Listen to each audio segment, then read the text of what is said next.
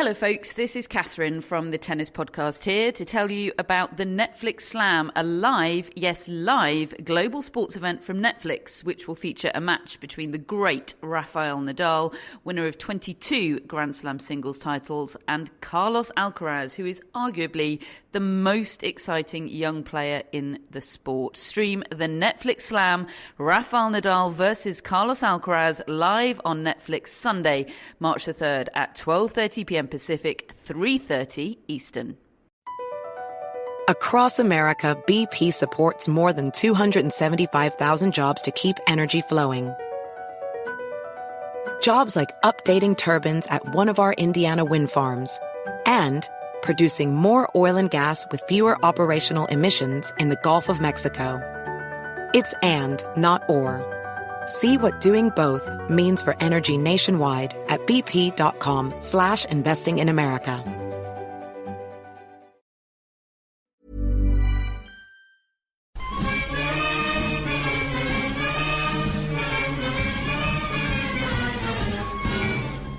Hello, EggChasers.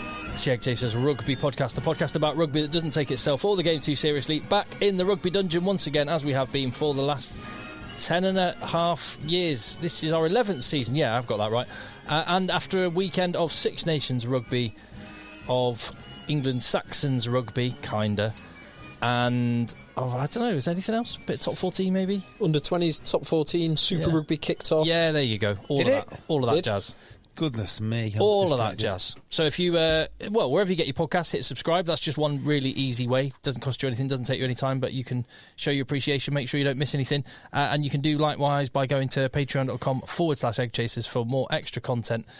You will find JB, who's right there. Hello. Hello, Tim. You'll find JB at Beardmore and Beardmore and Beardmore. Beardmore Co-Independent Financial Advisors. That's where you'll find me. Beardmore Cube Financial Advisors. Advising hard every day. Yeah. You'll find... Or follow me on LinkedIn. That's probably the best way to find me. You'll find Phil at Sale Harriers running track, doing some running on Monday nights, probably. Is that tomorrow night's plan? I am hoping to have my first track session in about 6 months tomorrow night. Is that because you've been injured? Because I've been injured. Do it. How? It was still the hangover from the charity game, the Sedgley Legends game that we played in over 12 months ago. 14 months ago. Yeah. Bloody hell. Yes, and my ankle is hopefully, touch wood, ready for a track session tomorrow, a light track session tomorrow.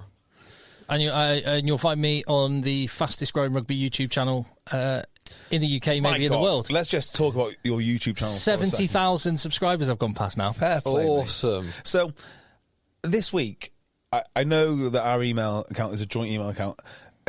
You could stay in South Africa every single day in a different house for 20 years. That's how many offers you've got from South Africans to stay in their houses. Well, I'm coming to South Africa in June, July for the Ireland-South Africa test, and in August, September for New Zealand-South Africa. So, all offers of help. You need more, do you? All offers of help are welcome, word. whether that's just a bit of local knowledge, whether that's... a local rugby club to come and enjoy some hospitality in, a very wealthy listener who wants to sponsor the trip. Or the podcast. Or the podcast, yeah, too right. Anyway, we've got lots to talk about, but let's start with the Six Nations. How much did you enjoy the weekend's rugby? It was okay. It wasn't the best weekend of Six Nations rugby, but it was okay. I've got to say, on Friday evening, a good barometer of how much I'm looking forward to it is how excited I am driving back from Wales. And I was very excited about these games. I thought the two games on Saturday were something to look forward to. Broadly speaking, they were, I thought. Yeah. Yeah, I enjoyed it. I enjoyed today's actions, the Sunday game, France versus Italy, far more than I was expecting. Yeah, I was wondering whether we just start at the very end, like not even. I've not watched it, boys. Well, let me and Phil take you through it, then, and let's just we can loop back around the 80 minutes itself, but the end. So did you see or hear the way it ended? I heard there's a penalty missed. 13 points all. Italy managed to win a penalty. France are going from it inside their own 22 to try and go for the win. France, who've got 14 men on the pitch. 14 men on the pitch because of an earlier red card just before half-time to Jonathan Donty. And Zuliani? I think it was Zuliani. Wins a turnover in a very kickable position, about 40 metres out, just 10 metres to the left of one of the posts. Yep. And Garbeezy's lining it up. Garbeezy, who's slotted a touchline conversion after 5 minutes, 10 minutes before that. So this is well within his range. And bearing in mind, this is in a stadium with the roof closed in Lille. Oh, my word. No wind. And the 10 seconds to go left on this shot clock, and the ball falls over. No, it doesn't. Yeah. So the ball falls over, and you look at the shot clock, and it's like 10, 9. So he just had to stand it up. Oh, no. Take three steps back. And it hit the post. And swing. I did see some remarkably stupid comments about this on Twitter, actually. One of my favourite comments from one of my least favourite rugby pundits, who's not even a rugby pundit, he's somehow this like barrister who ends up commenting on things and catastrophising things, claimed that this is the match which would put to bed forever the nonsense of Italy getting relegated. One game puts to bed a conversation forever about the future, forever, regardless of what happens in the future. It's no wonder, is it, the legal profession is so screwed when these are the brightest minds that they have to offer. This is exactly the same guy who, on Twitter the other week, said something like, I think it's a Jim Hamilton quote or something about the laws. This is why ex-players should not be involved in writing the laws for rugby. Like, who should be? Some solicitors?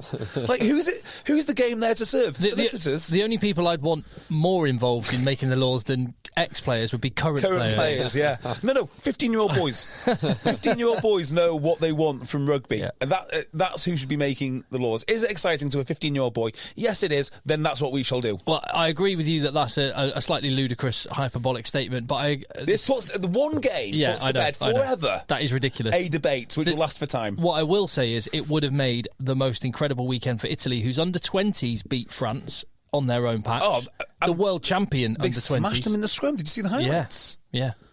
What I loved was the one of the forwards belting out Nessendorma in the dressing room afterwards. That was incredible. Yeah, that Amazing. Showed up on one of my feeds. Somehow, I'm on like a rugby Reddit thread. I've never been on Reddit. But because don't go on there, mate. I never intend to, right? But my phone knows that I like rugby and therefore sends me highlights if there's like a video or something that might be of interest to me on Reddit. It sends me these videos. I don't know how it knows, but it knows. It sent me that one. It's a nice service. Yeah, it is actually. It's like all of the good bits of Reddit without actually having to read it or contribute to it. So Italy's defence is vastly improved. That's what Gonzalo Quesada has achieved in the short space of time with Italy. Their attack not quite as potent as it was, but they showed a lot of heart and dog, and they will feel gutted not to have got a win. Gonzalo Quesada, former head coach of Stade Francais. Do you know where he was a fly-half for many a year? Well, apart from Argentina. But not his club side. Not his club team, though, is it? I remember him playing. I think they played in orange, or they either played in orange or green. Orange or green? Free State? No. Some French team. Narbonne. Okay. I remember playing at Narbonne back in the day. What was I going to say? Yeah, so, but we can briefly have a I think we should get on to other games. We can always come back to this one. But just France, what is going on? How have they fallen off a cliff so much? Yeah. It's France. I mean, what kind of question is this? That's the old Brian Moy. You never know which French team to turn up. But we kind of thought we'd got past that stage because they are not the French team of old, or we thought they weren't the French team of old. We thought they were consistently one of the best teams in the world, and post-World Cup hangover, whatever you want to call it, whether it is the attrition rate of the top 14 or whether it's just losing a couple of the world's best players in Dupont and Entamac. Flamont, Meafu's not there. Yeah, but Jalonch.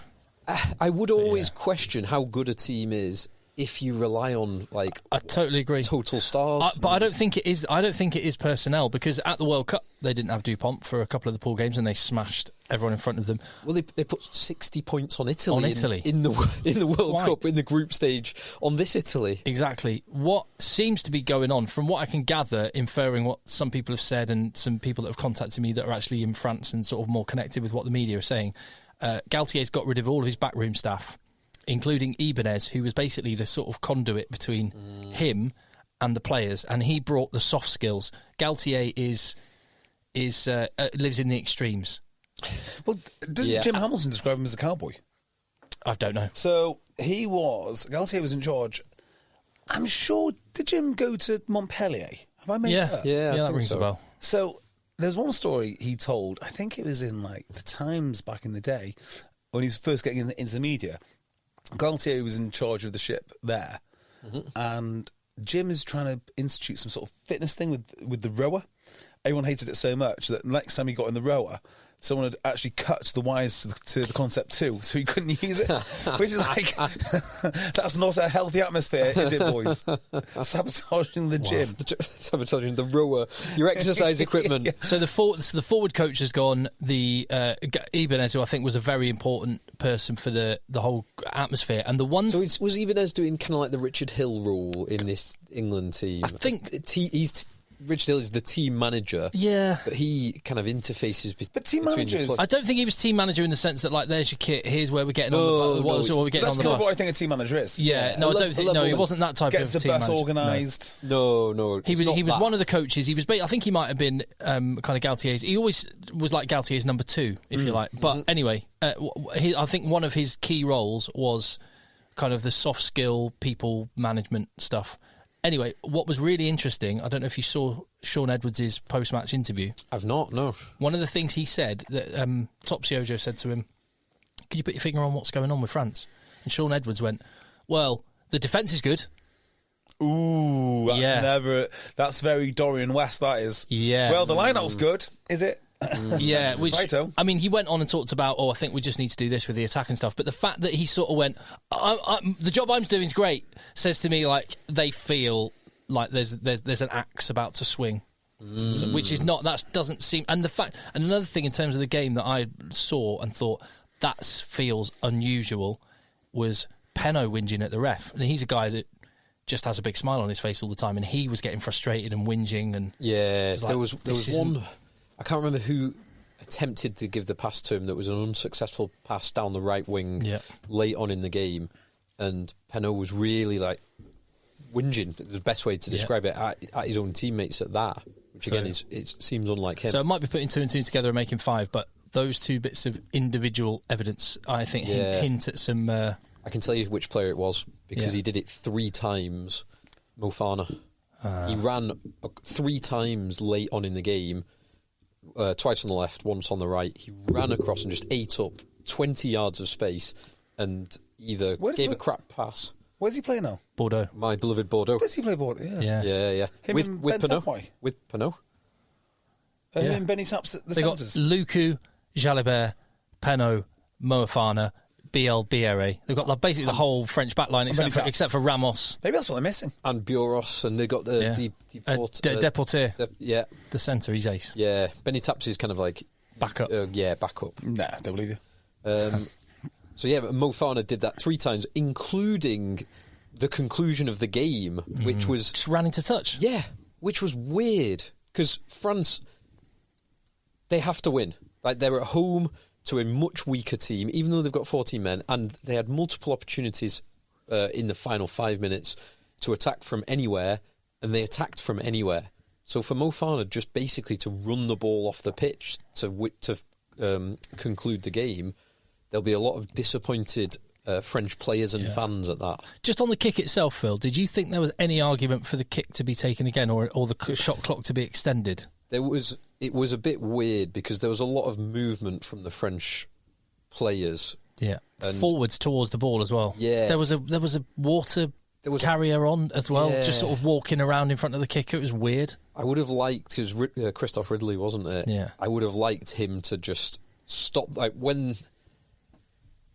because the ball went out. So he couldn't stop it when there's the last 10 seconds. I don't think. Yeah, because the ball went out so fast.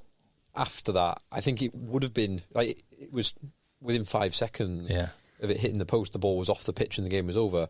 There probably was scope to go back and just say, right, what actually happened? Is there any infringement that we will impact the kick that we could potentially allow it to be retaken, just for satisfaction? But overall, I mean, there's got to be an error from Garbisi. Yeah, because the ball doesn't just fall off a tee in a stadium with no wind. Yeah. So so Italian. I mean, the Netflix series is shaping up to be a great one when we watch it next year. Some of the stories already that we've got, that the France getting out of jail 2 weeks ago and today. Yeah, France, they just didn't look... They started off well, obviously had the Olivon try. Yeah.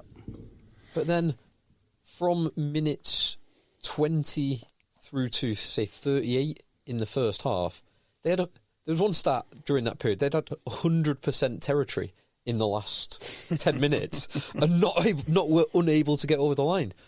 That's very un-French-like. It's testament to the Italian defence, but it's also poor by France to have so much territory and just get nothing out of it. Yeah.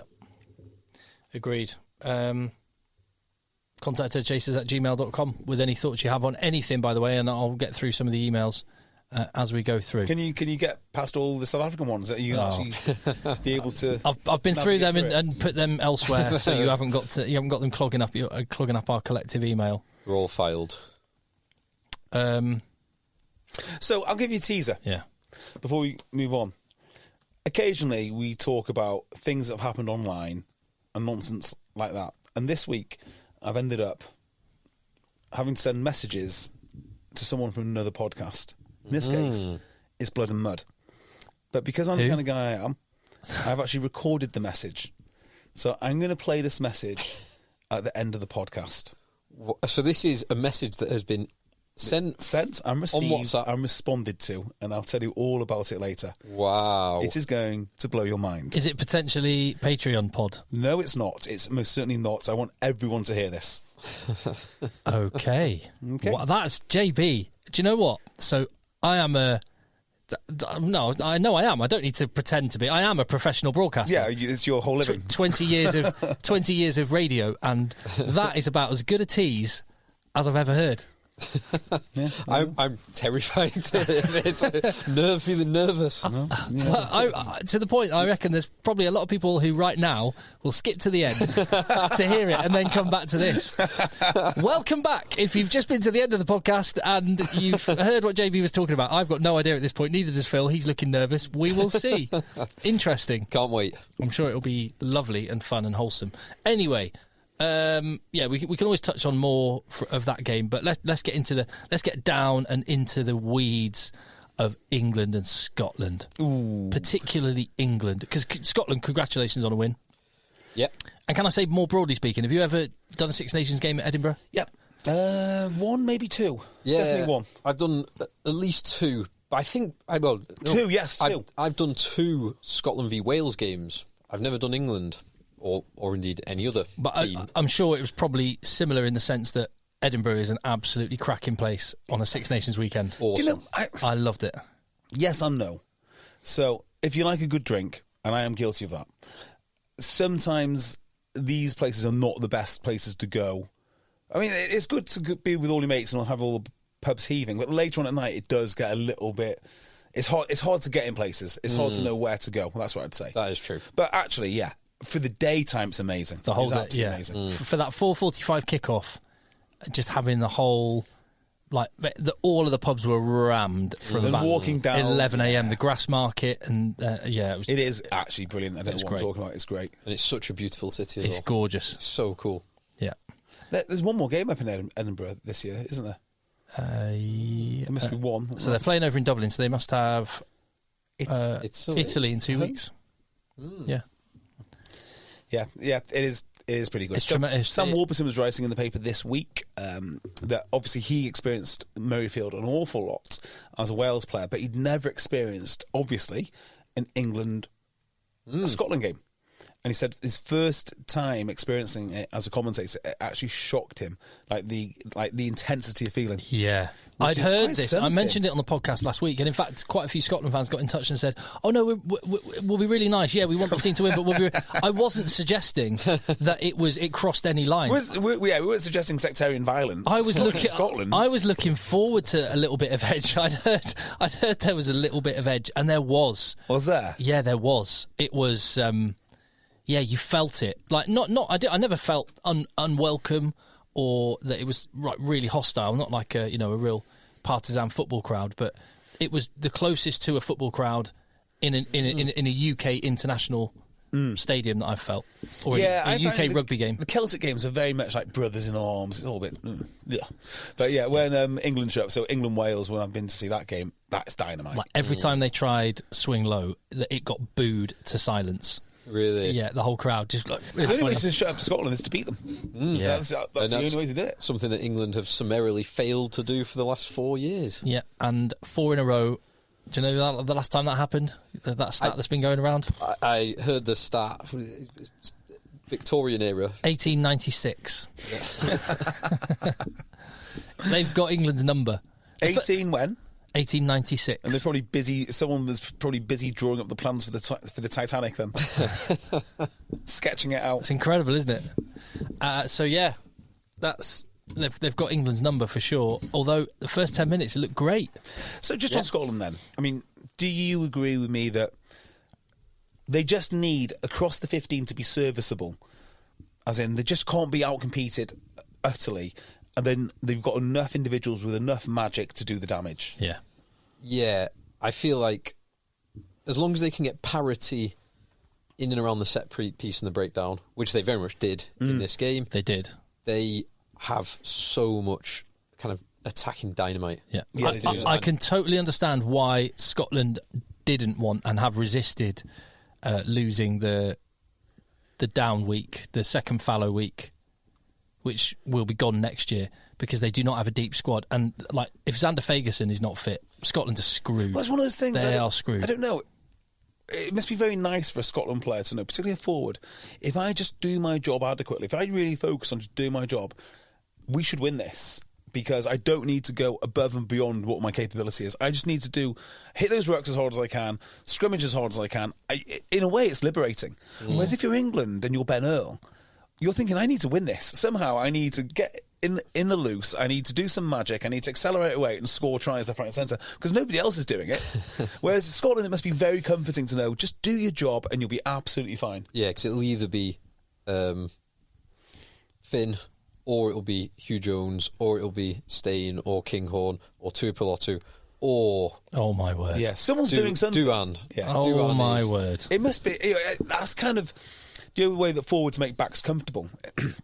It's the opposite for Scotland. It's the sheer quality of those backs must make the forwards incredibly comfortable. Yeah, I know, I agree with that. And one of their bad losses of the last 6 months was against South Africa, where...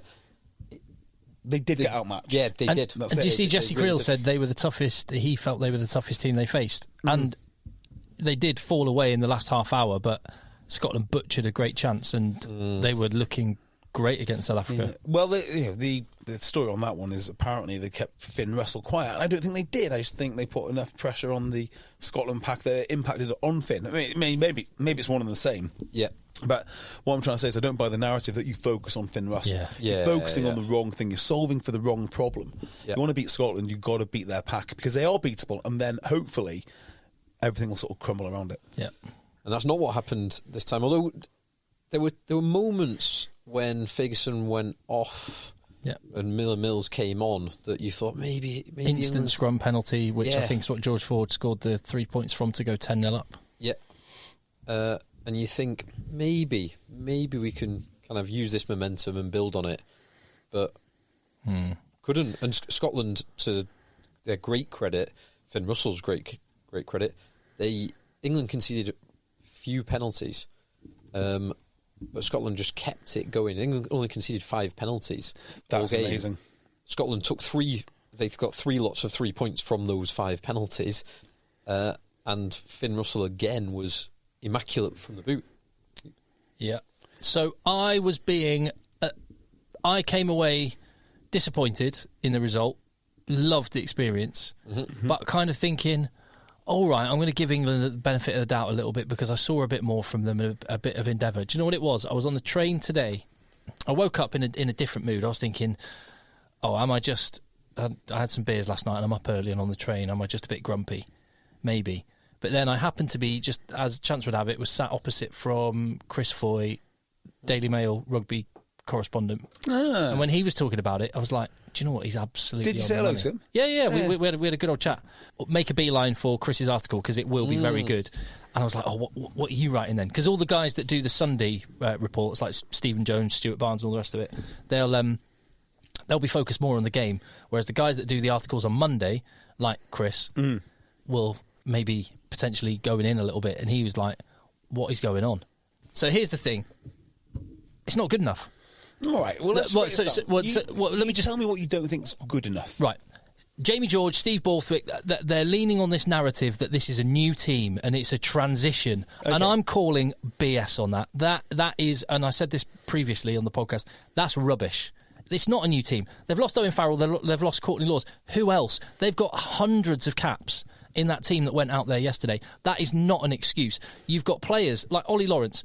When he plays for Bath, he runs around with the ball in one hand doing amazing things. When he plays for England, he throws the ball into touch. You've got George Furbank, who just glides when he plays for Northampton. And he was like...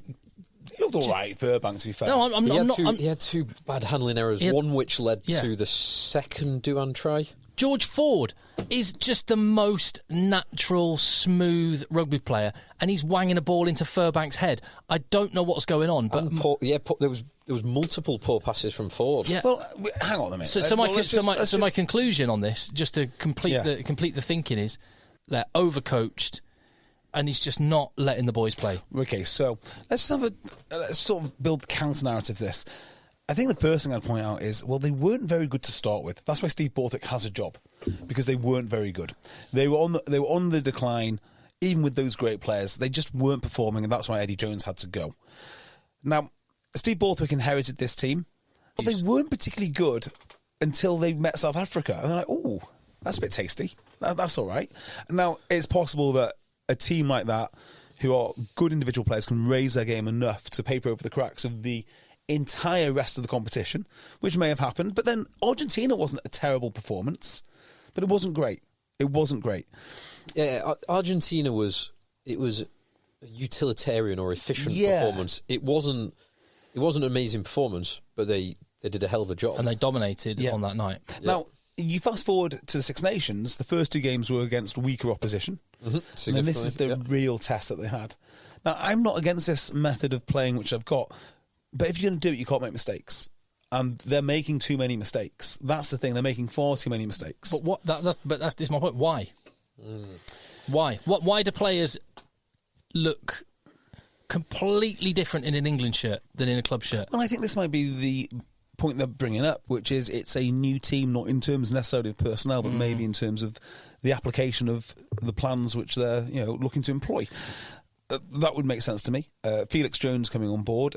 I mean, there's a lot of stuff spoken this week about how their fitness will be tested. I don't think that is true, because I think these are naturally incredibly fit athletes anyway. I don't think fitness is maybe if it's a fitness thing, I think it's going to be the fitness of their mindset, because your mind will defeat you far before your body if you're a player of that caliber. I think those mental errors could really account for quite a lot, actually.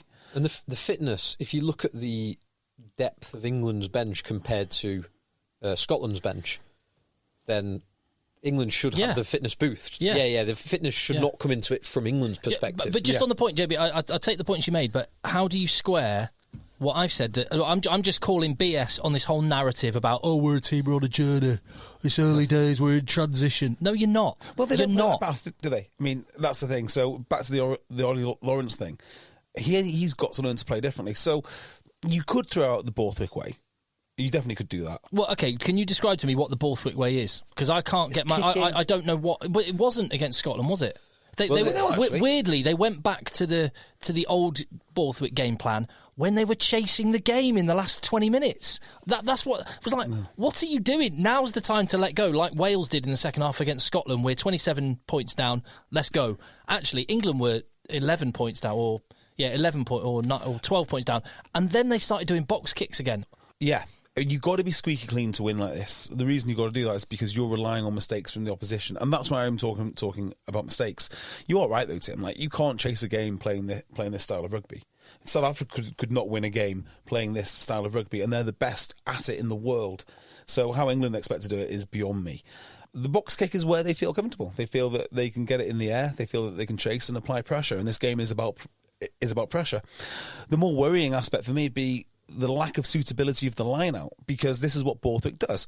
Not only is he a line-out guru as in the nuts and bolts and jumping and lifting and all that stuff, but he's a guru in terms of all of that and then using it as a launch platform. Didn't see it. Did not see it one bit. And that to me is the bigger problem. And then once that goes, you do have certain elements of the rugby game where you hang your hats. So I always think it's the line-out. It's the easiest thing for someone's coach. It's the easiest thing for you to win. It's the easiest thing for you to think that you're really good at. But once that goes, where does that leave your mindset for how you play in the open? And do you have to force things which you would otherwise wouldn't force? And there's probably some element of that going on as well. Yeah, the line out I thought was okay overall, although noting that the third Duan try was scored off a England lost line. I think the only England lost line out, although there was a few scratchy ones. It was the most frustrating thing for me, particularly given the try after 4 or 5 minutes, was just the lack of cohesion and connectivity, attacking threat from the backs. Yeah. Because they scored that one try, beautiful, great attacking move, strike move off the back of a scrum. Yeah. It worked perfectly.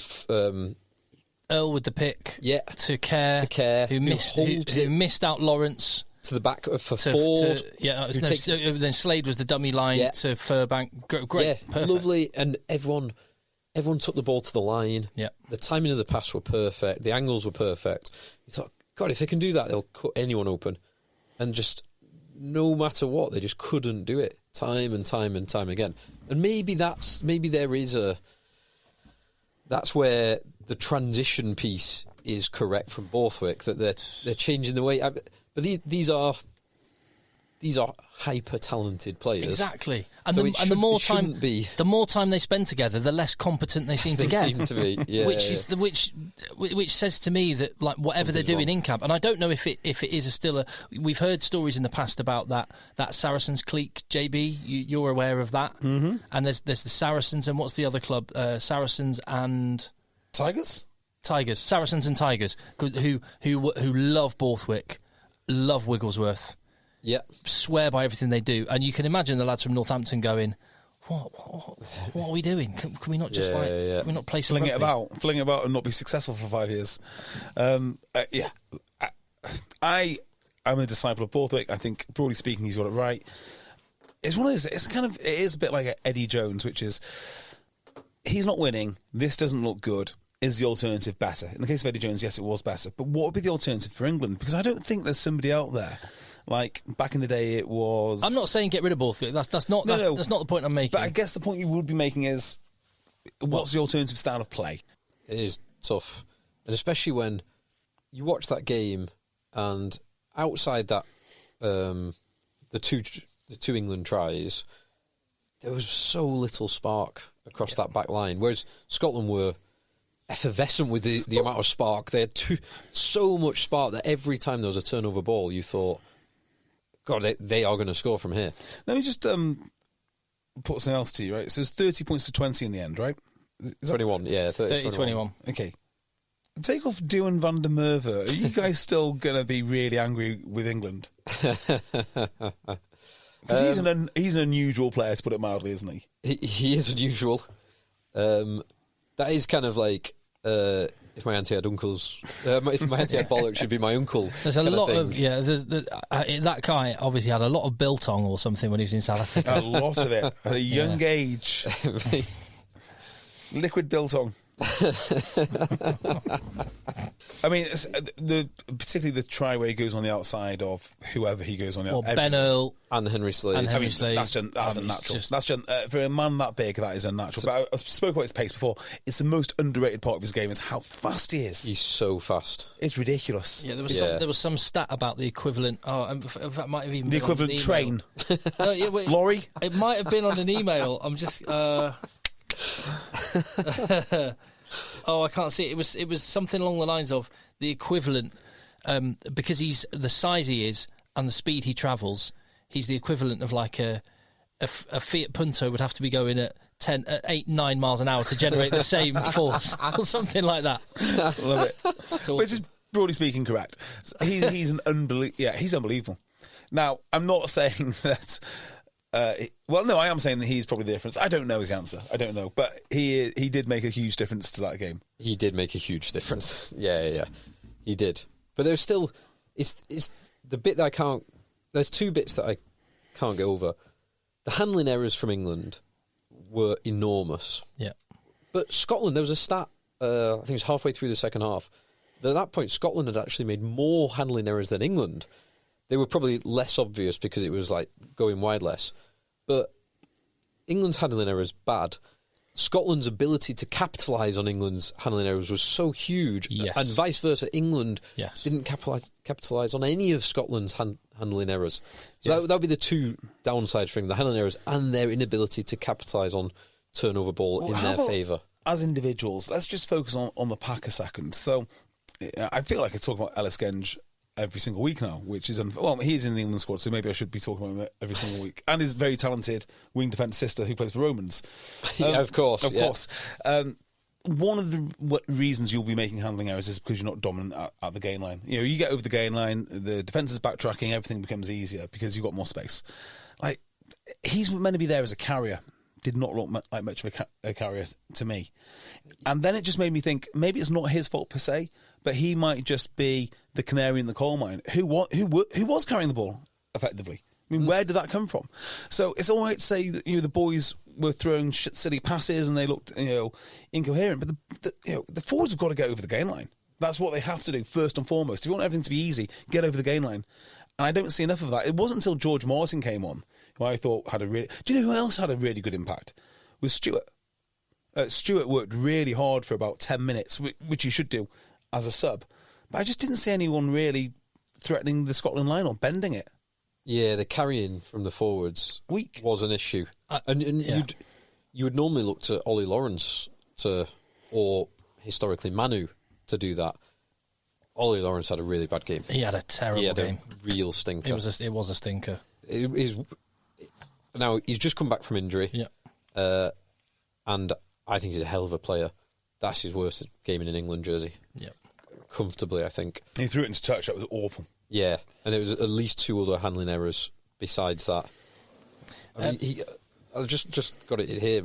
Ollie Lawrence carried 7 times for a total of 9 metres. Good God. As a centre.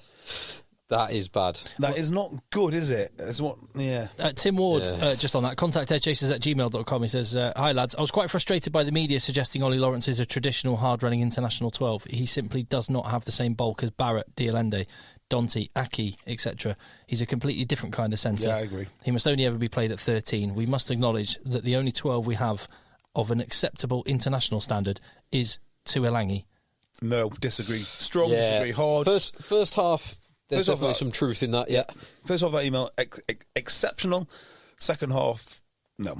What about this one then? Ben Collins, contact eggchasers@gmail.com. He says, so what the hell does it feel like to be an England fan right now?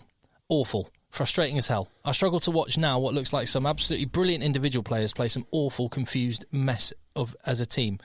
I read the lazy journalism that describes some of our world-class players. Nonsense. We need to wake up and smell the coffee that we don't actually have any. What defines world-class? If there was 2 matchday squads of 23 out of the best players in the world, would any England player make it? I don't think they would. I don't think that's fair. Okay, so I do believe that if you put Mauro Itoje in a South Africa shirt, he'd be considered one of the best in the world. And he is still considered one of the best in the world. And not only that, I think that a lot of the people that you think are not the best in the world now, always say they're the best in the world, but they're not. I think a lot of these lads, if you put them in a different environment, would absolutely excel. A different environment. Again, so what's going on in the environment? Because you look at... If someone was watching that game today and go, one of these locks is a world-class operator, they go, Scott Cummings. He's the boy. That's who you'd pick on the strength of what you saw at Murrayfield. Mauro Itoje was actually one of England's better players. He was. No, actually, George Morrison, when he came on, I thought was great. Apart from his attempt at a retake, a restart. Yeah, that was horrific. Thanks for reminding me of that. No, but the atmosphere might not be as simple as like what is happening in England, as in Team England. It could be something else, and it could be like just the dynamics of the Premiership or the dynamics of bringing the clubs together, or the lads. Everyone's having pay cuts, or just the lads themselves just not getting on. I mean, I have no evidence to suggest that is the case. or any of these things. No. I think it's probably most likely to be, within England itself. But they had loads of time together before the World Cup, and I can't say it's that much better then. No, not particularly. Ben just goes on to say we have a tight 5 that doesn't dominate the scrum, a back row where we've decided a wrecking ball 8 is not needed to punch holes, substandard nines. It's not that they've decided that they don't need one. They don't have one. There's not one available. Yeah, it's not like there's 6 or 7 of them just waiting to show up. Give it a couple of years, and it was a farce of an England-Saxons game today. I'm going to call them England-Saxons. It was a farce of an England-Saxons game playing Portugal's C team. What was the score in the end? 91-5. Great. But this I think this really highlights Dean Ryan logic, where Dean Ryan, when he was Worcester head coach, we've beaten a team who have beaten one of the best teams in the top 14 when they beat Oyonnax. Who had beaten Toulon. Who were the European champions at the time. Yes. So England hammered Portugal. Portugal beat Fiji. Fiji beat England. So England A or England Saxons are better than England. It'd be hard to disagree with following this weekend. Well, it's hard to draw any conclusions out of that game, and I'm not saying he's ready now, but Russi Tuima is 130 kilogram. Is he really? He's very much in the French mould of a lock. Hang on. Russi Tuima. He was number 8 at Exeter, now converted to a lock. Who is the guy who is the number 8? Oh, what's his name? I love him. Yeah. Handsome chap. Exeter. Oh, at Exeter, Greg Fisselau. He was on the bench for England A. He looks like he needs to get a bit bigger.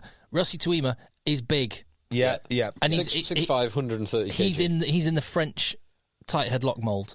He is. Yeah. It doesn't solve your number 8 problem. Well, no, but if you want someone like off slow ball to try and dent the gain line, him, and give it another year, I reckon, Chandler Cunningham South.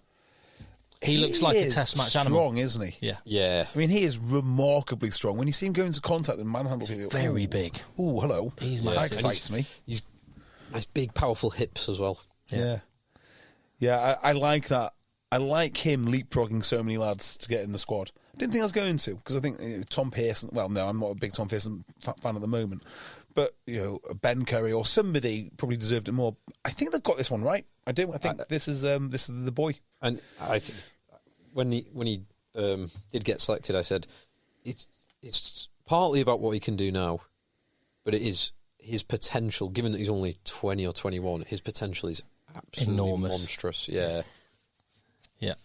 Anyway, Ben goes on to say substandard nines, a freaking mess of our own making in the centres, and the best club wingers watching mediocre performances of some players playing out of their club positions. Who would you think the best club wingers are? I mean, Will Muir. Caden Murley.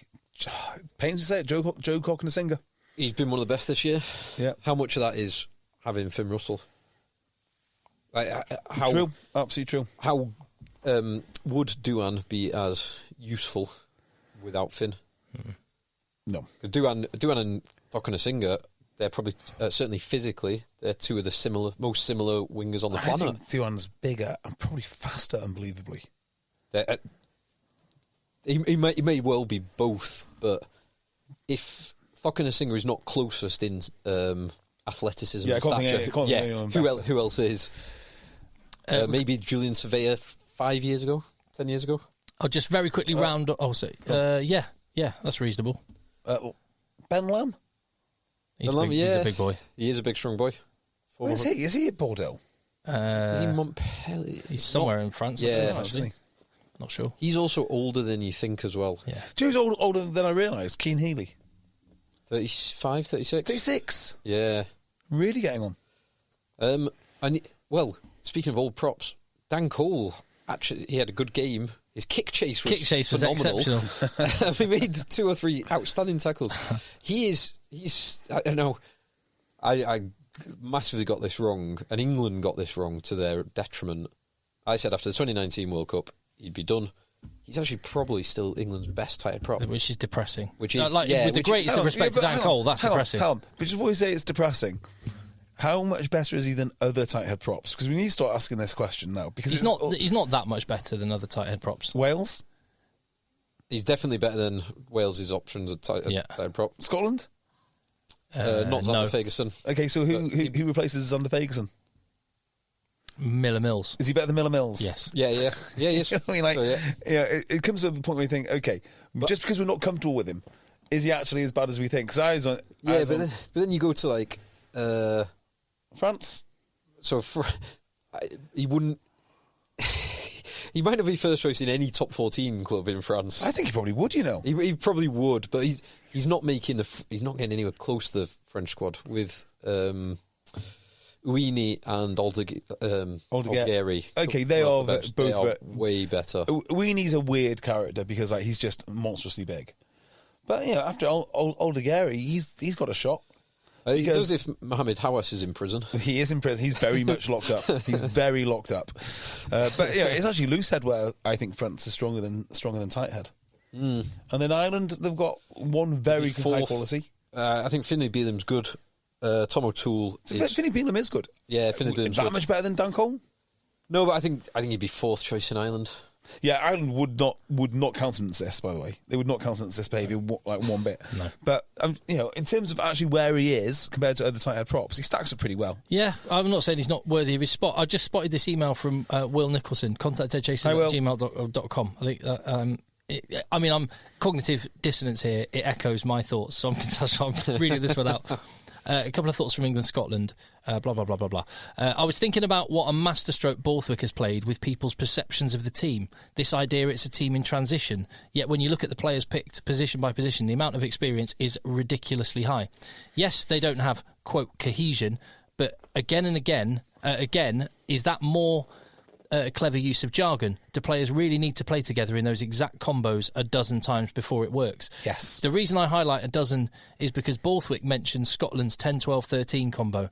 If that cohesion is so important, then why drop Dingwall and bring Lawrence straight back in out of position? He had an opportunity to, quote, build cohesion, but chose not to. I understand the reason, but it's frustrating to listen to. One final point that might sound reductive, but do England really need to play free-flowing rugby? Can't they just be good at defence, set-piece, aggressive quick rucks, and see what happens from there? That last bit. Well done. Box kicks. Which is kind of the Steve Borthwick mantra, isn't it? Yes, but then, so Danny Kerr, who started, his box kicking was woeful. They are missing. So let's just give Borthwick his due for a second. When he has the personnel available to him, and the personnel in this case is one particular scrum half, Van Portfleet, who can box kick like nobody else, particularly in terms of his range, maybe not the accuracy, the range is amazing. It works well. You've got to give him his dues because he's not just trying to replace him like for like. He has gone into the stable of scrum halves and said, well, what are you actually good at? And then made those players play a style which they are good at. So he's not replacing them like for like. I think when Van Portfleet comes back, that will help him a lot because that is what he wants to do. He wants to box, kick and chase. Now Ben Spencer's not terrible, Danny Kerr's not terrible, but they're just not Van Port. Actually, Ben Spencer's kicking is very good. It is very, very good. What do you make of the selection at 15? Because that was before the game, that was the talking point with Furbank. I thought it was maybe more tactical because Scotland don't kick high, they kick long, and so someone who can cover more grass. Because Finn Russell is very, very good at finding grass in the backfield. But do you think Finn Russell just will think, today I'll kick high?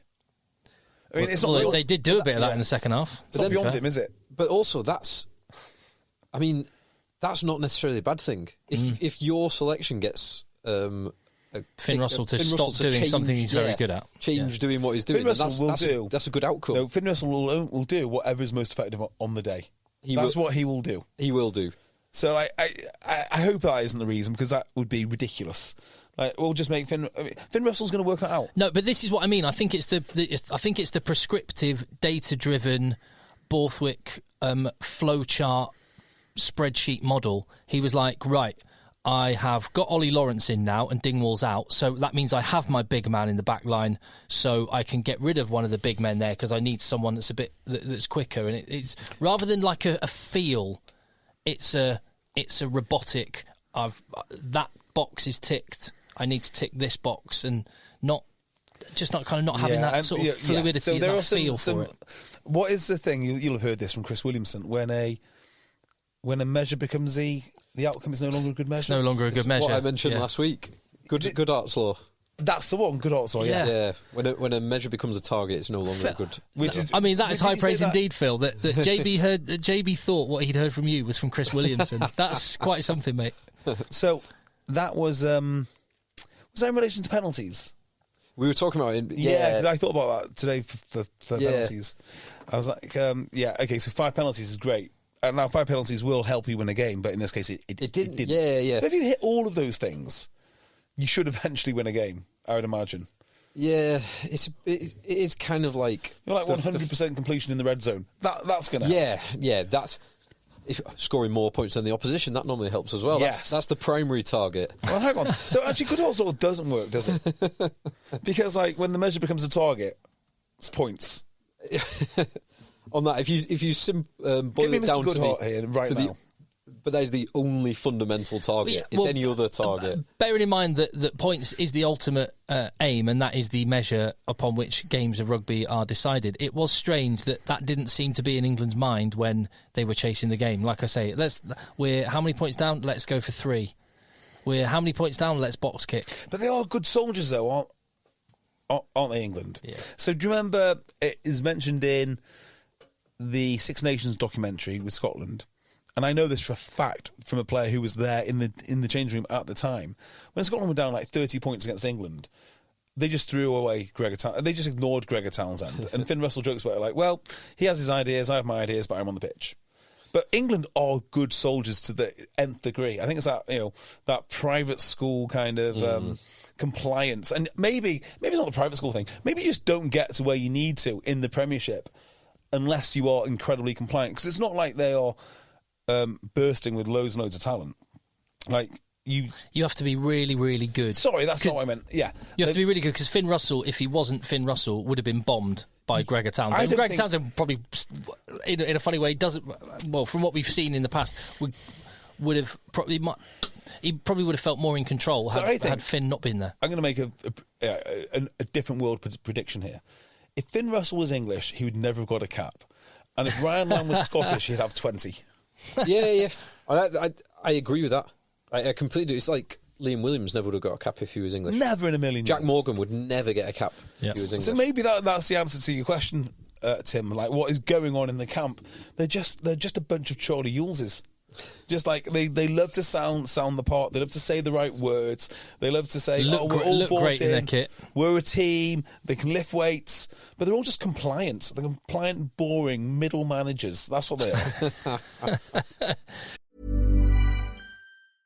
Hello folks, this is Catherine from the Tennis Podcast here to tell you about the Netflix Slam, a live global sports event from Netflix, which will feature a match between the great Rafael Nadal, winner of 22 Grand Slam singles titles, and Carlos Alcaraz, who is arguably the most exciting young player in the sport. Stream the Netflix Slam, Rafael Nadal versus Carlos Alcaraz, live on Netflix Sunday, March the 3rd at 12:30pm Pacific, 3:30 Eastern.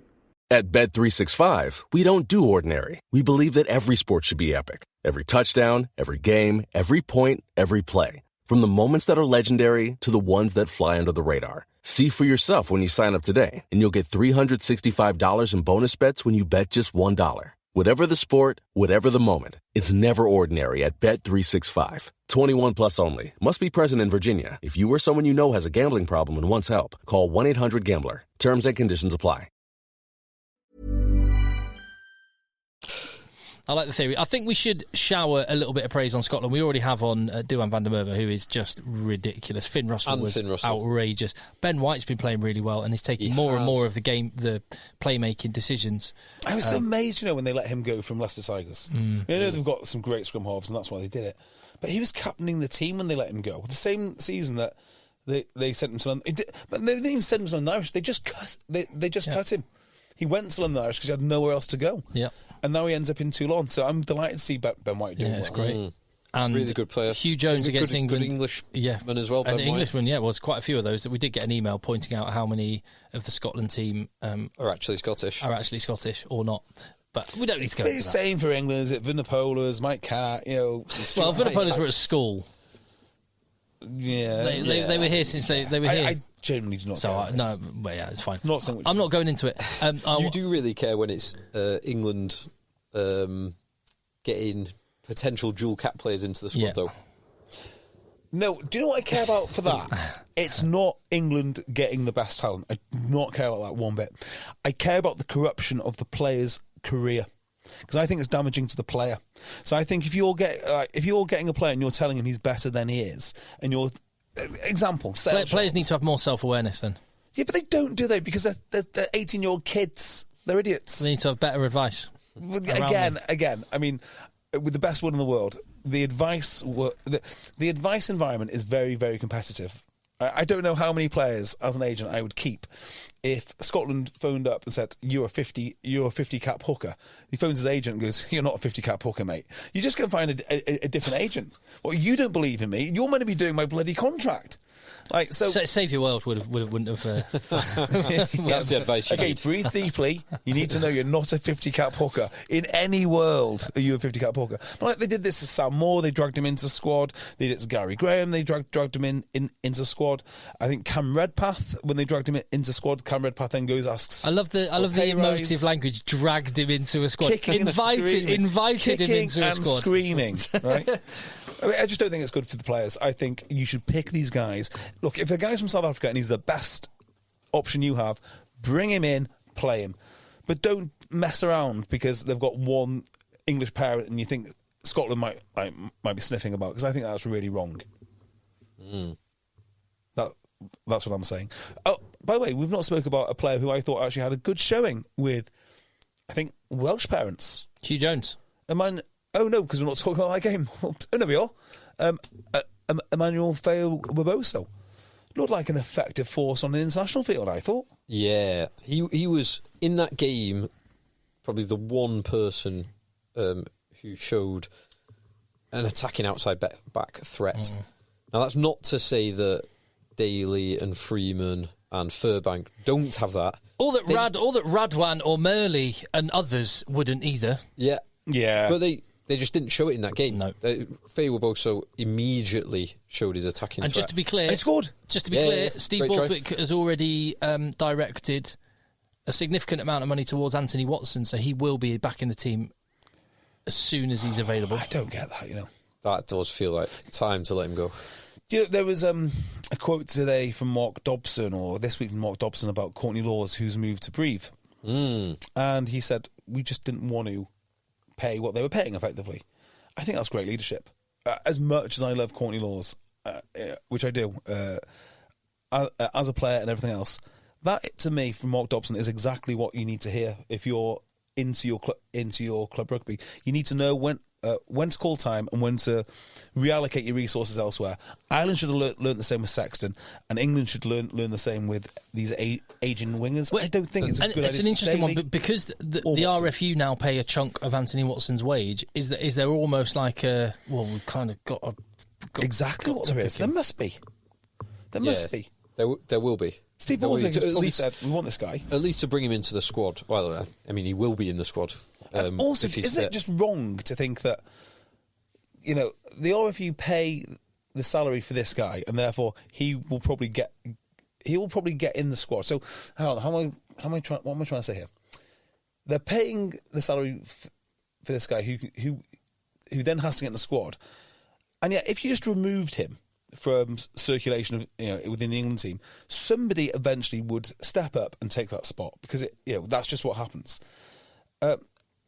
They won't play people from France, so we know that this happens because people go to France all the time, and they are barred. They are barred from playing people that people then step up.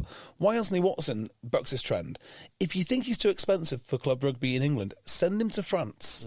Send him to France, and if you still want him, change your eligibility laws, but don't keep one guy on a special contract. Yeah. The kind of booking the trend, you've got to do it with consistent central contracts, or a variant on consistent central contracts, or not. You've picked not. You can't then have one or two people. Well, there's Jamie George. We understand Maro Itoje. We don't know. There's more to come as well. Anyway. Yeah. Right. Anyway, but I was sorry. Go on. I was going to say back on Scotland. Hugh Jones was ace. Rory Darge, I flipping love that guy. His work around the British, so he's kind of post-tackle work to just disrupt and just make slow the game down. I'm a massive Richie fan. He had a good game. Yeah, I like he's him a lot, very nuggety player as well. He was not good against Wales. He was not. Bombed out the squad, back in to start, and he looked good. He's just so unusual. The way he snaffles ball is he takes risks other players wouldn't around the breakdown, and often they come up okay. Yeah, I just really like him. I think he's a really good player. He's not, again, he's a sort of guy who's quite unorthodox, would never get in the England team. Yeah, wouldn't get anywhere. Not even close. Not even. Wouldn't be in the top. I wonder. 15. I know we've been talking about like data-driven, whatever it is, right? And this is what Steve Borthwick's up to. There must be some data to recognise why the Scotland players play so well and they wouldn't get a cap for England. There must be something, and there must be a different way to analyse the crop of players England currently have available to them. You guys have mentioned, you've both mentioned it before, because England have such a big player pool, the physical attributes get, I think, disproportionately weighted. And actually, the rugby brain and the rugby IQ and just understanding and reading of the match, and that maybe gets pushed down the thoughts. Whereas when you don't have a bigger player pool, that's the stuff that rises up to the surface a bit more. There again, South Africa, biggest playing. No, well, actually, it's not the biggest playing pool. Not by. Maybe it's the biggest professional playing pool. Yeah, I bet it is the biggest professional, because they've obviously got a population of 55 million. Huge swathes of which don't play rugby, but they've also got the school system and the college system and the Currie Cup system and everything feeding into it. The number of high-quality players that come out of South Africa that don't get anywhere near South Africa. So, have we finished talking about this game? Does anyone want to say anything else? Well done, Scotland. Fair play. Good win. I can't believe we've not really spoke more about Dion. Amazing. But anyway, enough. So, this week I was at is it Reeves and Mills, the law firm? Don't know. Chandler Cunningham South? The law firm? Yes, Chandler Cunningham South law firm. And I was there for a networking event. I met some people who listen to the podcast, actually. So this is a sports networking thing with all local professionals. And unfortunately, the event which I stumbled upon was the Women in Sport event. The Women in Football event, to be precise, which was precisely as full of nonsense as you would. Phil, go on, Jay. I'm looking forward to hearing this. As you would expect, right? It was just chock-a-block full of absolute cliche nonsense by what can you call the diversity industrial complex. The question I wanted to ask, we had a panel of 5, right? And in this panel, you had like a woman. I can't even be bothered describing who these people are. They all basically totally agreed with each other. More must be done, and difficult conversations have to be had. And the compare started with, now we all agree this is a massive issue. I just want to put my hand up and say this is not a massive issue. We don't all agree. No, I'm here not to agree. I'm here not to agree. But I played the game and I just nodded along. So that was the first part. The second part was far more interesting. It was about fan engagement and how to grow different sports and how different sports have grown. So they had one guy from the LTA, which is quite interesting because obviously they've got an interesting problem. And I had some interesting conversations with LTA members this week about paddle tennis. Well, this is the next bit, right? So go on. Right. I've heard about this. So paddle tennis, otherwise known as pickleball, which is a mystery to me, but I saw it today in David Lloyd. Would you believe it? So you've got the LTA guy, right? And he is. That is the most middle class statement anyone's ever said. Oh, I saw paddleball when I was in David Lloyd today. Yeah. So you've got the LTA guy, right? But next to him, you've got this woman promoting paddle or pickle or whatever the hell it is, which I knew nothing about. So asking this guy how to spread the game, and he's basically got Wimbledon on his calendar and literally no other weapons at his disposal. And next to him is his arch competitor, and she's just telling him how they've got engagement of like God knows how many people. There's these paddle clubs popping up everywhere. They basically solved tennis, haven't they? All the hard bits of tennis have been removed, and you get this stupid flappy paddle, not flappy paddle, but rubber paddle, and away you go. Yeah, you can pick it up and play almost instantly. Yeah, if any level of coordination, you can have a competitive game instantly. Unlike if you play against which I'm not a tennis player at all, if I just picked up tennis, I'd be useless against someone who can move me around the court, can spin the ball. I'd be completely useless. But paddle, you can play against a good player and be competitive. Football tennis is a thing now as well. There's actually my brother takes his boys to play, and you get like a tennis court, like a mini. It's like a squash court, shrunken down tennis court. Yeah. Feels like squash. You're in I wouldn't be surprised if they're playing that in paddle courts, because I think that's a similar sort of thing. Yeah, it's probably a similar thing. Anyway, the last guy was not the last guy. The other guy was really interesting. So he is a bloke. I can't remember where he's from, but I think they were responsible for building the boxing app. Are you aware of this? No. So the boxing app is the scorecard. So you scan your QR code on your phone, you download the app, and as the fight goes on, you score the rounds. But everybody scores the rounds, and it gets fed into the commentators. Okay? And so the commentators are now making reference to what all the fans think. So if there's a dodgy decision, you've got this weight of opinion across the whole viewership saying we think he won. It exposes dodgy judges almost instantly. But it's a really interesting concept in terms of both your fan engagement and also the additional content which you can create for the sport. And I thought, that is brilliant. What about this? Red card decisions. No. Exactly. Red card decisions, or even the penalty app. Like, was that a penalty? And you just download your QR. Try yes or no. Try it, yeah. That's going to come down to who's got the biggest population. Well, the problem with it is you couldn't just have, like, a scorecard and score it. I think you'd have to have, like, a live thing on your... Or your app would have to give you the options of what it was, which means if you saw a particularly nuanced thing at the breakdown, you couldn't just go penalty. So that wouldn't work. But if you could just say penalty, like, sealing off, penalty, there'd be all this information from all these thousands, if not millions of eyeballs. And at half-time, it'd be so much more interesting. Like, well, half the population thought that wasn't a penalty, or half the population thought that was clearly holding on. It'd be really interesting. And... the problem with rugby is that we don't really understand how non-rugby people view it. This would let us know. We could actually simplify the laws, so actually the things that are important we enforce, and the things we don't. The thing is, that would probably be quite inconvenient for a lot of it when they go through. And I'm not saying, for example, the Jonathan Donty, fine with it, fine by the protocol, it would be a red card. But it would be quite unfortunate when everyone's going, oh, yeah, clear red card. That's unfortunate. Go, hold on, fans really don't like this. Hang on a minute, right? Okay, I think I've got it. It's not a penalty thing.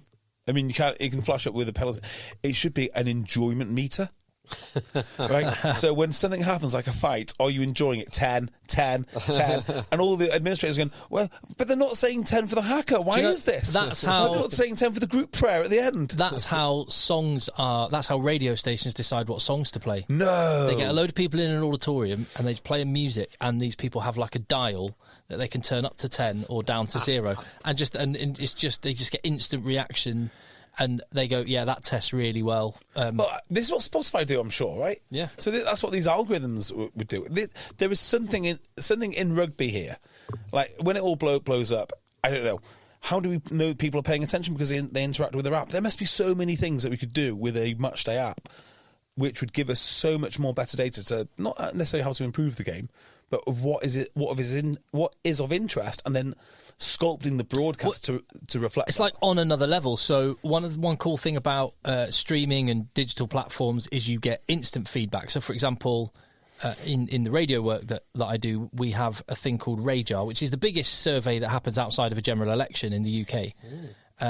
It's the biggest survey, but it happens every 3 months. So basically, at the end of a 3-month period, and a few weeks after that, you get a picture of what it was like over the last 3 months. Yeah. So you're sort of looking back over your shoulder going, oh, that seemed to work. Let's have a dig into why that was. Whereas when you get digital online platforms, streaming and things like that, you get instant, live, real-time data on that was a turn-off point, that was a turn-on point, all the rest of it. But this is just taking that to another level. So what about this?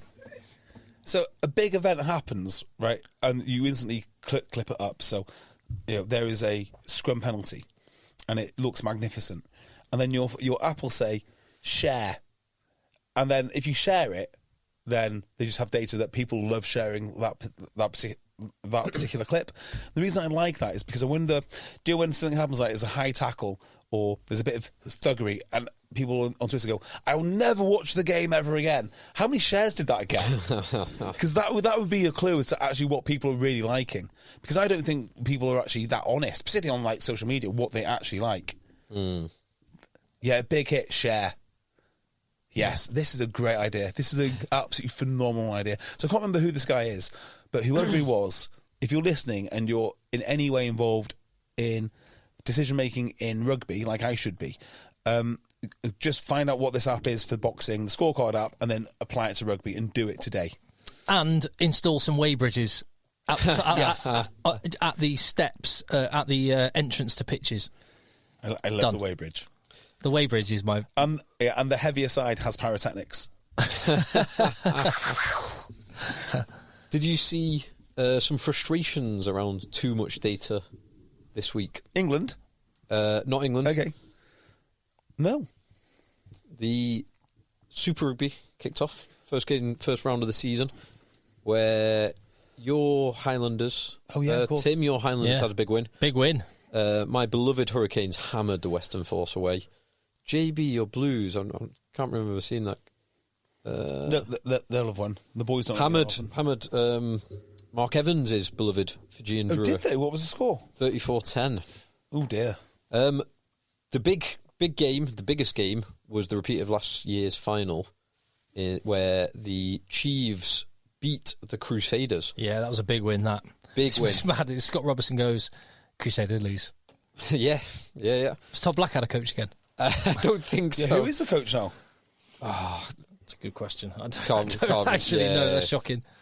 He wasn't breakdancing after this, let's put it that way. But there was multiple. So they trialling the smart mouth guards, and there was multiple players getting taken off for HIAs when the players were kind of like looking a bit confused, and then subsequently passed the HIA and went back into play. So I've seen a video with Scott Barrett, who was a bit frustrated at it. I bet. If I had lots of money, like Bruce Craig money, and is this way inclined, I would definitely pay off the people who control the smart mouthguard data to make sure the opposition team came off on a regular basis. Yeah. Sorry, boss, nothing we can do. Set the level for those guys at whatever it's 10G, right, and everyone else is at 60G. Yeah. In fact, turn ours off. Gone. 200G, it's got to be in front of our boys to get if it's really serious, we'll know. And the opposition, 5G, something like that. They catch a ball and they're off. Yeah, engage on the scrum, the whole front row goes off. I mean, it's only a matter of money. It's only a matter of money. So yeah, we'll see how that plays out. Yeah, because it's going to be the future, and there'll be a lot of good data that can come out of this. What about? Do you know we've got the scores, right? Well, now we've got this mouthguard data. Can we not have the G's of the hits? The data would be available from the... Yeah, like in tennis, they have the speed of the serve instantaneously, every tackle. G. Oh, yeah. Ooh, good G. Bosh. A whole new lexicon would evolve around this. Like, that guy generates some G. No one generates more G's than Chandler Cunningham South. Oh, the original G. The G Master. The OG. G-Shock. G-Spot. G-Spot. G-Spot. That's what it's called. It's called G-Spot. The G-Spot app. Oh my God. What's wrong with these people that run the game? But that is instant data on physicality, which is two things that everyone loves. Like the one, Amazon have tried to do it, and they've tried to give us a bit more data, but it's what they got was the kicking meters. So Finn Russell's just kicked it 52.7 meters. Cheers. It's like I know that was a long kick. I don't need to know that it was 4 meters longer than the preceding kick. It's just unnecessary. But the G-force. And here's another thought, right? Ken Owens puts in a giant hit. Oh, Kenny G! Kenny G! I love it. Everyone called Ken would want to be a massive hitter.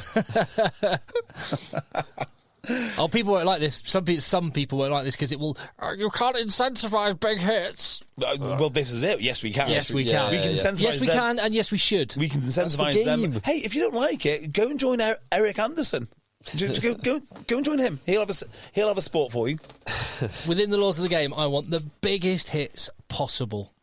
Yeah, maybe, like, I wonder if, because every player wears GPS that will have accelerometers in between the shoulder blades, don't they? So if you don't want to, because we don't want the G-force applied to the heads, we want it applied to the players, the tackle areas. So put an extra bit in that or connect that up. Yeah. There must be a good way. Accelerometer, that thing. Definitely the better way. I've got another one. If you put something in people's shirts that sort of measures the hits they take, maybe, and this would appease the safety lobby, right? Mm-hmm. There's a certain amount of hits that people can take. So like Street Fighter power bar. Oh, I love it. You have to. Oh no, you've taken too many hits. Off you go. So you could take out Finn Russell. Bosh. So I wanted back in the day KO. My training aid for rugby, which I dreamt up of, was sit mitts. Sit mitts, yes. So yes, old reference for long-time podcast it's listeners. Actually sip tips. Sip tips. It was a graduated system, I believe. Yes. Sip mitts. Why did I not patent sip that? tips? And now Sips is out the game. Like there's no natural partner for me. Anyway, it was bibs that light up. I remember you talking about this. One of two things would happen. If you got touched in touch rugby, it would light up to avoid cheating. Or you could use it in a defensive drill, and the coach could light up a bib or two bibs or three bibs, which are no longer allowed to tackle. Just be great. Just the interactive thing which coaches could do. Not hard as well. Not difficult to do. Be dead easy, I'm sure. I mean, I'm not sure you want to be running around car battery packs strapped. What's the club? Was it Exeter? I think it's Exeter. I don't know if they still do it actually, because I haven't watched them play in a while. But they always had in their warm up different coloured lights on chairs. On the pitch, and for the kickers, they'd sort of like pass the ball to the kicker, and then they'd flash a light, and they'd have to kick to that light. If I remember, it was really cool. I've never seen that. Yeah, I don't know if they still do it. Slight advance on Razzie and Nienaber's red light, green light. We should talk about Ireland and Wales, because there was some interesting stuff just after half time from Wales. Yeah, most of the rest of the game was a bit to forget for them. But they really showed, first 10 minutes of the second half, they came out of the blocks and did some positive things, got the penalty try, and could have scored another had things gone their way. And I'm only going to very briefly touch on, I'm only going to mention England again briefly, but it's just to sort of double down on the point you just made. Guys like Cam Winnett, who've hardly played any senior rugby, let alone international rugby, and he has a level of competence that 50 cap England players can't seem to muster. So anyway, but yeah, you're right. He looks good, Winnett. Right. I've been really impressed with him. So, look, they're a bunch of brave blokes. I massively respect what they do. They're just not good enough, are they?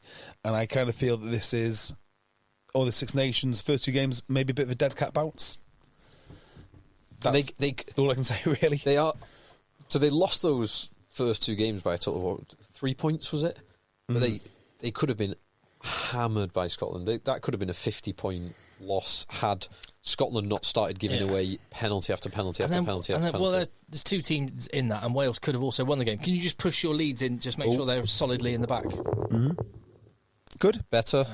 Or do you want maybe it's me to unplug? So thousands making sure that this doesn't happen. I know. I don't know what's going on. It might be my headphones, actually. No, it's definitely not my headphones. Okay, I think it's okay. It's only very faint in the background. Sorry. Anyway, it's only just happened. We're fine. We're this far in.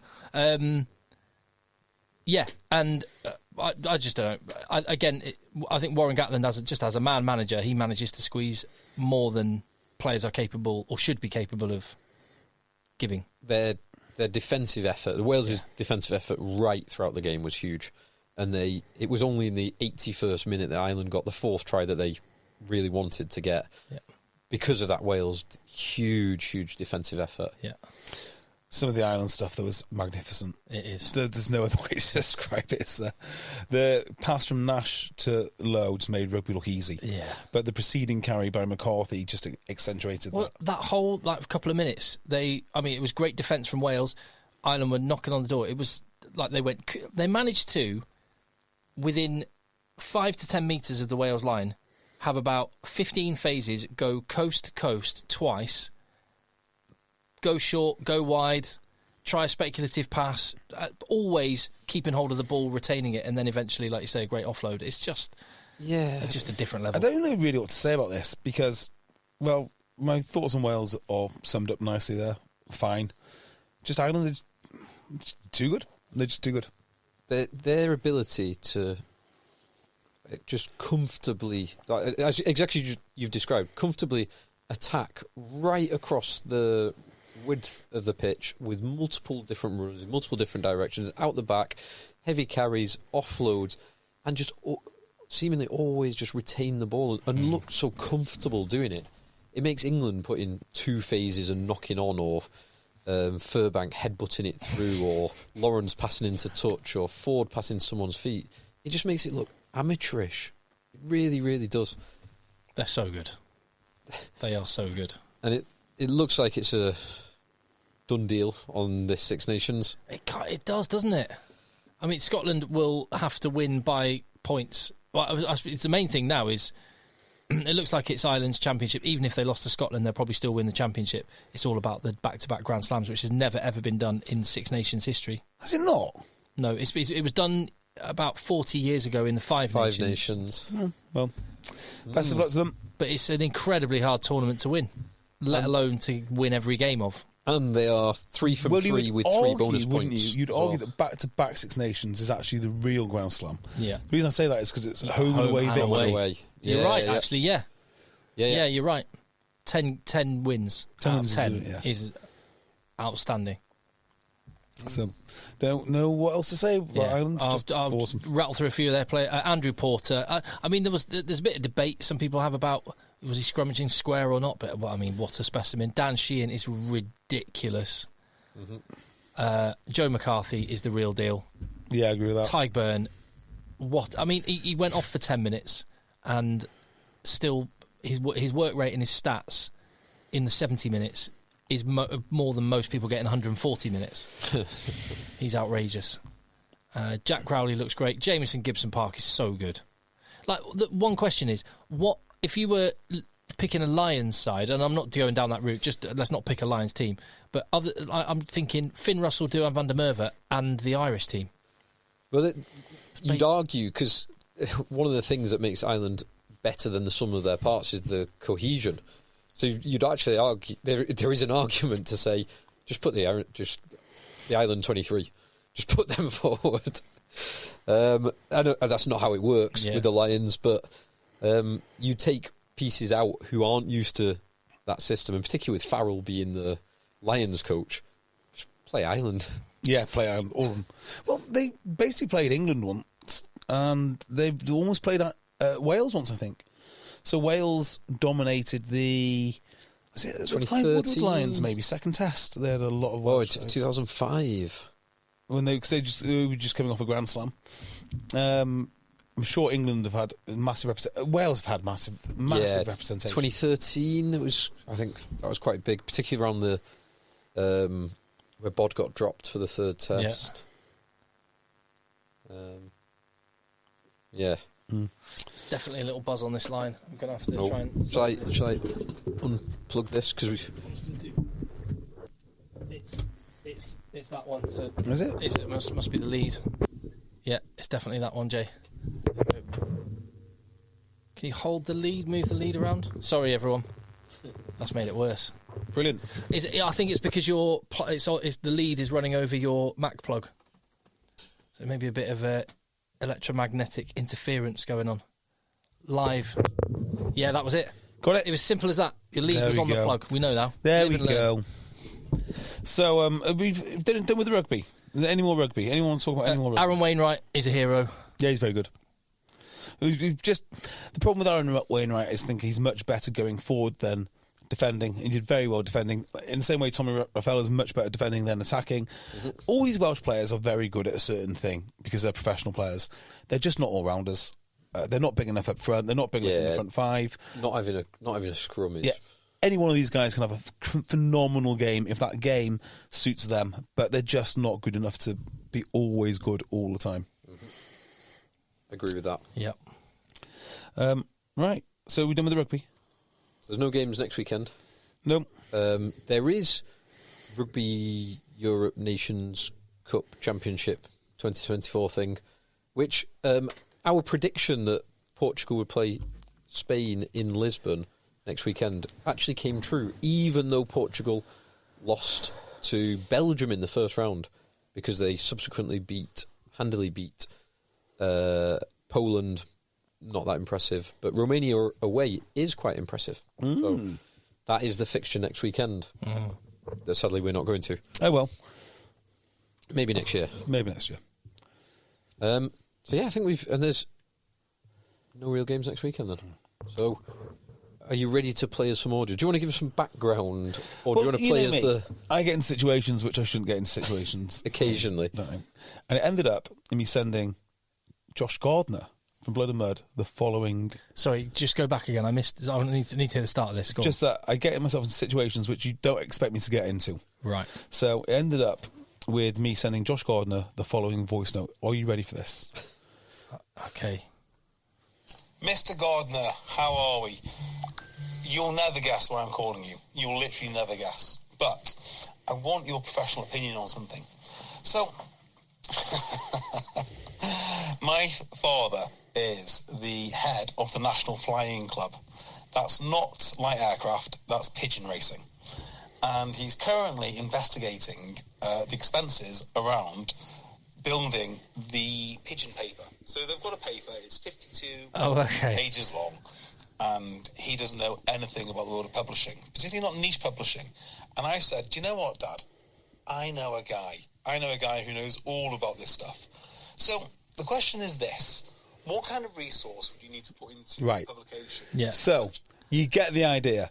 I want to give a massive shout out to Josh. Oh God! I thought it was going to be some spicy, for enormously helping spicy out spicy rugby culture war stuff. Right? What a good bloke! What a good bloke! Despite what is perceived to say, despite all of our perceived differences, went above and beyond to help me out. Trying to save a racing pigeon paper for my dad. Now all that would need to happen is for everyone, and as you've just done, everyone to acknowledge that we have many more similarities than our differences, and it's okay to disagree about. Do you want stuff. to know something about the racing pigeon, which is the paper owned by the National Flying Club, which is growing up, my dad's always kept pigeons. He's always been mad into pigeons. Same way that I'm mad into rugby. That's probably where I get this obsession from, right? And now because he's retired, he's the president, maybe? I don't know his official title, but he's a decision maker in the National Flying Club, right? And they own a paper. How many subscribers do you think they get to a weekly pigeon paper? Is this UK? UK only. It might be UK and beyond, to be fair. In the dozens or hundreds. Is it in physical form or digital as well? Physical form. Physical form, okay. I think you can get it digitally now, actually, so maybe it's both. Okay, if it's physical only, I'm going to go 1,500. Yeah, physical actually push it up slightly just because... Well, yeah, up more than 50 to 100. Yeah, 500 to 1,000, that kind of range. 9,000. Really? 9,000 people buy this thing. Can you imagine that? So he's been landed with this... Weekly? Like what changes from week to week? Well, this is it, isn't it? Right. So 52 pages of weekly pigeon content for £1.60 a go. I mean, that is remarkable value. I know bits about pigeons. I couldn't fill up 52 pages every single week. But there's a.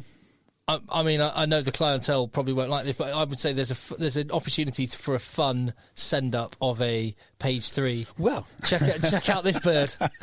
Yes, page 3 bird. Well, this is it. So I was listening to the problems that the flying club are facing, and I was thinking, like, this is definitely a question for the podcast, because we talk all the time about how do we improve rugby.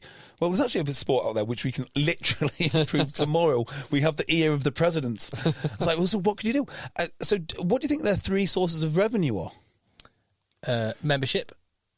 No, actually, that wasn't listed as one. But Okay. I assume you would have to be a member. Entry into events that they put on. Yes. So they've got one race. It's a one loft race, right? So what happens is you send your bird to one loft. You start the season, you get your bird, you send it to one loft, and that is in Norfolk, would you believe it? And then that bird is trained in that loft with all the other birds. You pay like 500 quid to send your bird. I'm imagining like a Rocky montage here when you say trained. Exactly. Well, this is it, right? This is exactly it. And there, well, do you know? I'll come back to that. And then these birds get taken away to France and then released. And because they're all going to the same loft, then whoever's bird comes back first wins the whole prize pot. So you can win a lot of money. Now, do you know who's? Bring it back to rugby. Do you know whose father is employed by pigeon lofts? I mean, this is great. This is to go on the list with Luke Narroway. Luke Narroway, no. Dad's a butcher. Nick Kennedy. No. Mum's an author. Miss Johnny May's mum. No. Taught Ed Sheeran guitar. It's on that list. What have we got? Don Armand's dad. Don Armand's dad. Yeah, so he looks after a loft in South Africa, which is the £1 million race or $1 million race. So that's what the prize fund is for doing this thing. Now, when I heard that there was a single loft in Norfolk, my mind thought, well, what else happens here? Like, is there a World Series? Well, like, do you not think that is an awesome like opportunity? F1, you could have teams like Tim, right, okay, so I was thinking, well, if they're all coming out to the loft, why have you not got the pigeon fanciers who've sent the birds to the loft all coming to have some beers and a marquee and an event to celebrate your biggest race of the year? Why is that not a thing? That should be like their biggest event. It should be like F1. It should be, I mean, it's not going to be like F1, but like you've got the vendors of pigeon-based paraphernalia. Can you track them so you can kind of have commentary off sorts? Well, I'm glad you mentioned that. So this is another thing which I've got. They've got this tracking technology now. But of course it's so expensive, so not everyone can have it and whatnot. So, well, why don't they just have one bird per race with it on so you roughly know where all the birds are? Roughly. So what do you reckon the other sources of income are? Okay, so... Do they issue licences or anything like that? Well, they've got the paper, they've got this race, and there's one other source. And you already know it, Phil, because I've told you. Calendars. You did tell me. No. Oh, I've... Stash, not stash. Stash, yeah. Stash. The pigeon rings. Pigeon stash. rings. Pigeon rings. They sell rings for 20 pence a go. I'm like, Dad, why are you not branding these rings? So it could be 20 pence for a normal ring. Are they big enough to brand? Yeah, absolutely. They're like that. So I was thinking, like, who's the most famous pigeon in the world?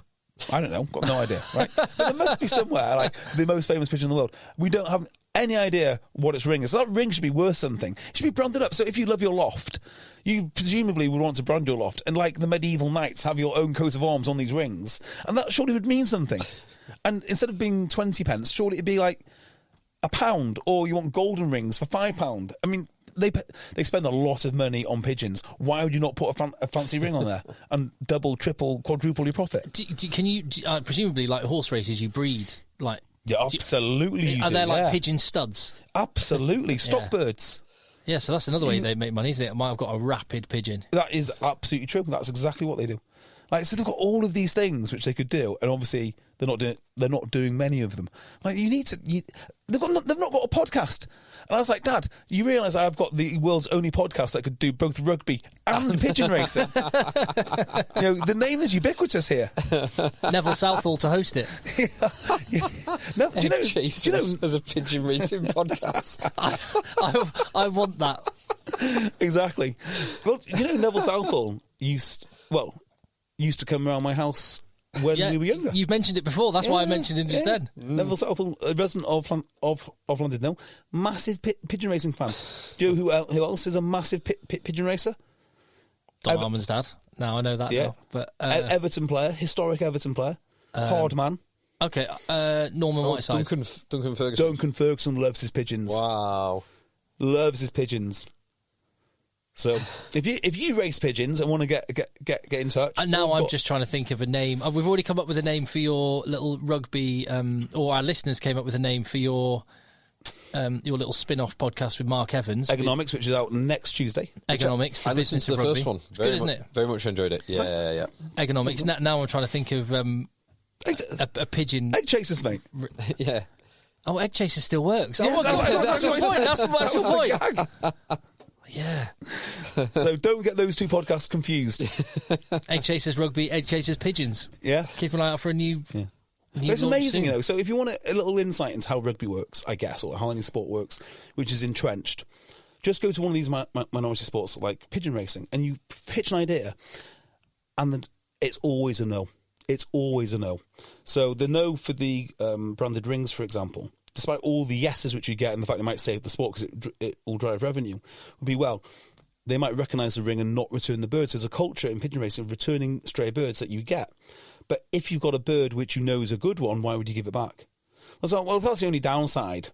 I mean, there's lots of upside. But that's the sort of thing that the people who are already involved in sports, no matter what it is, tend to say no to absolutely everything. It's very difficult. I imagine pigeon racing, like rugby, is very traditionalist. Yeah. And It's also like trying to turn an oil tanker around. It takes a long time. Another thing is, they don't talk about their history. Pigeon racing's got a phenomenal history. Like, if you think about all of the homing pigeons during the war, it is a really interesting story. Like, the lofts which they used to communicate in the Second World War, it was one of the most reliable ways of getting messages home. So there's all sorts to go up. I love it. Any other business from you, Phil? No, nothing I can think of now. My brain's just full of pigeon. My AOB would be... Schwab. Sure. My AOB would be... I've said it before on the podcast, but I finally finished season 2 of The Bear. It's so good. I've never even heard of it. It's so good. Is that the cooking show? Yeah, it's about a guy who's like an amazing chef. Oh. And he goes back home to take over his brother's sandwich shop in Chicago. And it's absolutely awesome. Interesting. Season 2 of it is brilliant. So I've started watching Billions. Quite enjoy that. Yeah. It's reasonable. I like Wendy. She's ace. Who's Wendy? The main one in Billions. Is that the wife? Yeah. Okay, I'm still sort of... Paul Giamatti's awesome. Really? He's the main guy. No, not Damian Lewis. He's the husband of Wendy. I've got to say, I've got a real thing for the psychologist one. Yeah, that's Wendy. Oh, she's gorgeous. Yeah, that's what I'm saying. Oh, my word. She blows my mind. Yeah, that's when she's the she's awesome. She's great. There you go. I mentioned it on the podcast very briefly a few weeks ago, but I'm reading probably 3/4 of the way through The Spy and the Traitor, which is an incredible real story of a KGB double agent who was stationed in Britain and passing secrets from inside the Soviet Union to Britain during the 70s, 80s. Fuck. And it's unbelievable. It's a phenomenal book. Oh, I would really recommend it. Do you know? I met a guy this week who wrote a book. He wrote the channel himself, well, with a friend, I guess. But then he also wrote a book about Ranulph Fiennes also doing it, and he sent me a signed copy of his book and a little note in it this week. And back to rugby, I got in touch with him through Jackson Ray, because they work together. And as soon as I said, our office is in London, he's like, well, one of our film managers is in London, and instantly we went for coffee. And there we go. I presume the Jackson Ray brogues are up in the upstairs. Well, he's not been to Manchester yet, so we're going for lunch next week or week after. But yeah, all very exciting stuff. Very good. I think that's it. Yeah. So you got a book, you got a TV show, and you've got a new sport. Yeah. I'll be updating you with pigeon updates as the season progresses, because we're right on the verge of a brand new season. Wow. Yeah. Like F1. Does it follow the F1 season? Yeah. Clearly. Tell you what, there's some peculiar characters. There are some peculiar characters. It's a strange old sport, but it's an endearing one. Yeah, I bet. Right, wherever you get your podcasts, hit subscribe. Patreon.com/EggChasers for more. We must do another episode of that soon. Yes. We really must. That's on the hit Next list. week. And other than that, let the boys end. The boys end. Inflation, student debt, recession, mortgage rates. Your employees have a lot on their minds. Offer them financial well-being support from Vanguard well on your way at institutional.vanguard.com. All investing is subject to risk. Advice provided by Vanguard Advisors, Inc., a registered investment advisor.